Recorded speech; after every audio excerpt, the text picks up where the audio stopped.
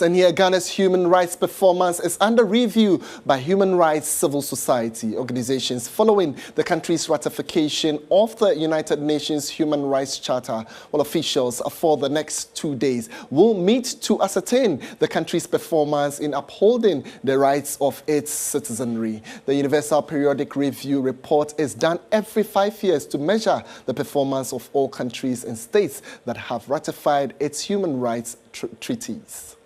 The Ghana Pre-Universal Periodic Review Validation Report Workshop is to encourage civil organizations in Ghana to evaluate Ghana's human rights performance since the first UPR was done in Ghana in 2008 and identify areas of concern to trigger government's action to improve human rights in the country.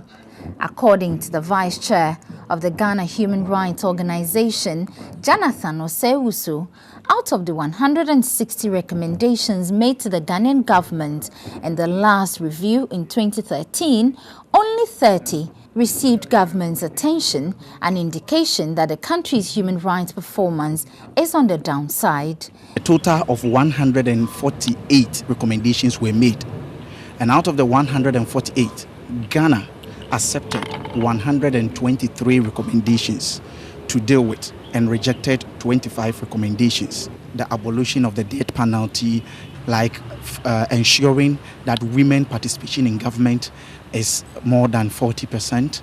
We did not achieve that.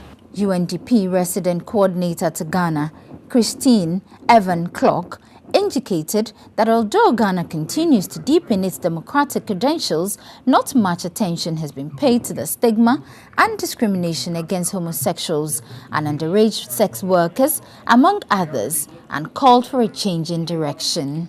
The UN country team in Ghana is committed to supporting you in meeting human rights obligations. This includes, in particular, supporting the follow-up of the findings and the recommendations stemming from Ghana's work with the UN human rights mechanisms, the Universal Periodic Review, the human rights treaty bodies, and the visits by special rapporteurs.